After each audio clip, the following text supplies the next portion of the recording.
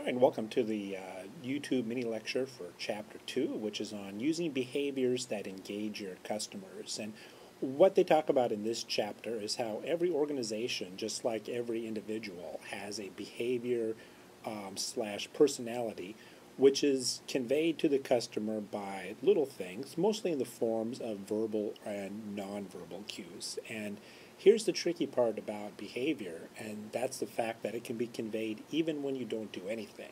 Great example of this is if you walk into a business and the person behind the counter doesn't even acknowledge your presence.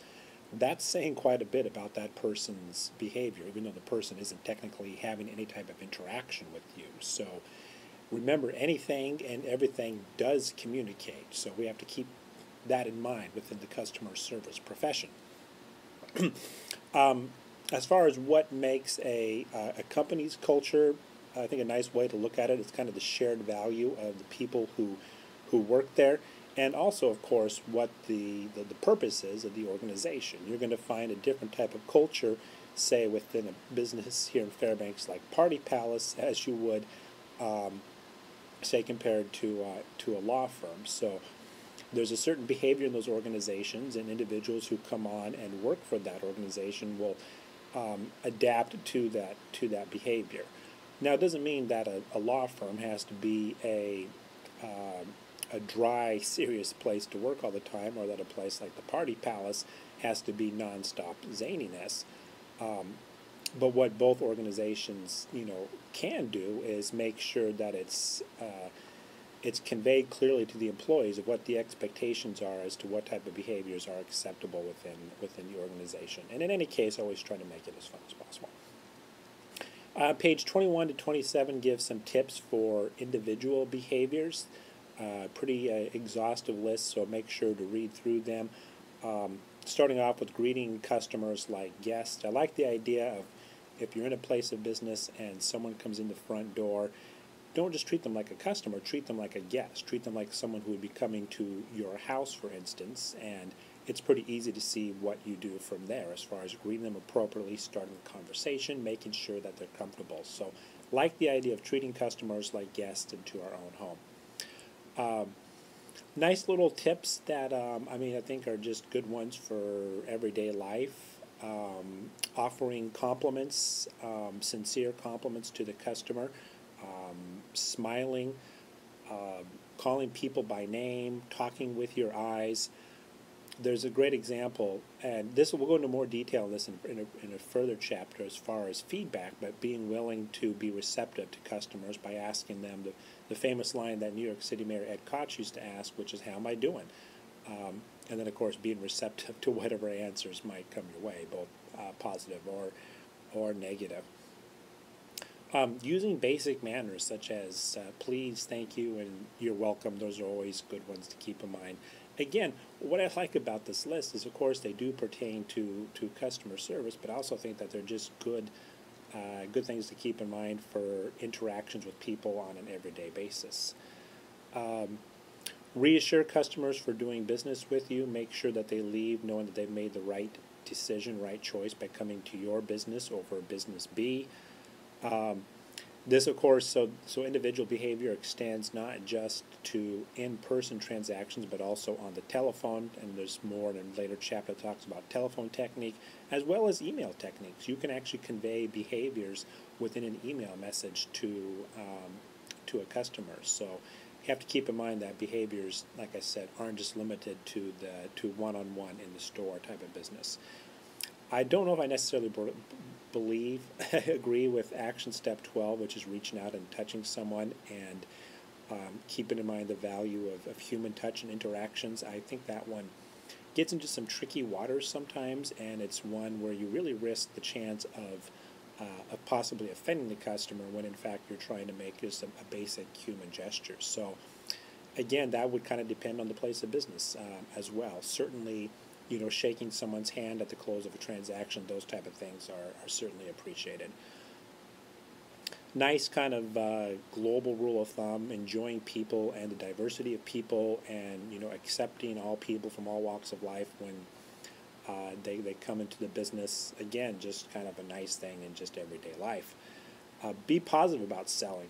Be proud of your job and the product that you're offering, and have a very good attitude when you're dealing with a customer on what it is that you're offering them, and make it sincere as well. It's if you're not sincere about what you're selling, that's gonna come across in the interaction with the customer.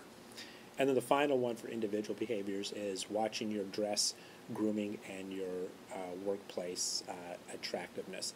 Again, a lot of this will tie into what is the culture of the organization as a whole, as far as what is appropriate for workplace dressing, what is appropriate for grooming, and what is appropriate for your workplace space. Certainly, selling surfboards at a surfer shop, there'll probably be different expectations of what to wear, as opposed to, again, using the example of working for a law firm, unless it's one of those surfer law firms that you hear about.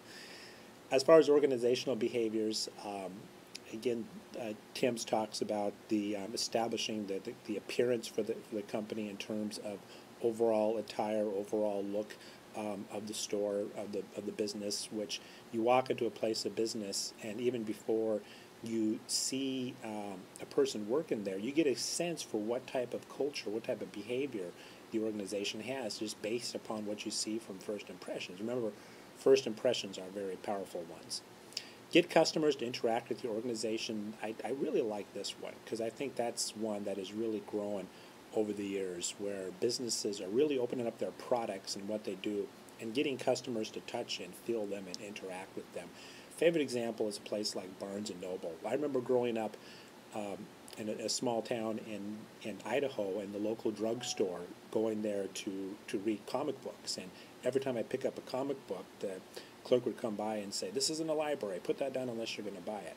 Well, can you imagine if Barnes & Noble had that same type of "this isn't a library" approach? In fact, Barnes & Noble operates in the manner of a library, offering places to sit and encouraging customers to pick up books and go and sit by the fire and read them. And I think that's we've come a long way, baby, that we're businesses are doing that. And certainly from a customer's perspective, I certainly do appreciate it. I don't know if working there, if I would always be too happy of having to go around and pick up the books and magazines at the end of the day, but I think it makes for good business practice. Correspond regularly with your customers, and also it closes with staying close after the sale. This just has to do, once you've got a customer in your store and you've got information on them, know how to reach them, maintaining regular correspondence with them, kind of similar to what happens in the online world with places like Amazon, where you purchase a book from them and you'll get an email recommendation sometime later saying, if you like that particular book, you might like this one as well. It certainly makes the customer feel extremely valued. Using hoopla and fun. The book talks about some different ways to make the workplace environment a fun one for the employees who work there, ranging from casual Fridays to popcorn Tuesdays to doing fun little activities there that really kind of helps personalize the organization. And you've probably had some experiences in organizations that you've worked for that have had those types of kind of freewheeling policies that make things a little more entertaining at work. Or if you're a supervisor, look at your organization and say, boy, what are some ways, just little things I could do that would help make this place a more fun place for employees to go to. A fun and engaging organization for employees is one that they're going to be loyal to, and those type of little things tend to even go further than how much money they're making. So keep in mind, little things do make a difference. And then finally, kind of along those same lines, is making sure organizations are rewarding employees for the right actions. And this is some pretty good material to read up on. It's not one people keep in mind. We're so quick to put into place policies and ideas that we think are going to motivate employees without thinking some of the long-term repercussions of what we're really trying to do. So that closes out Chapter 2. You'll be sure to read the chapter thoroughly. Take a look through some of the discussion questions at the end, and you should be well prepared to take the Chapter 2 quiz. Thanks for watching, and we'll see you at lecture number 3.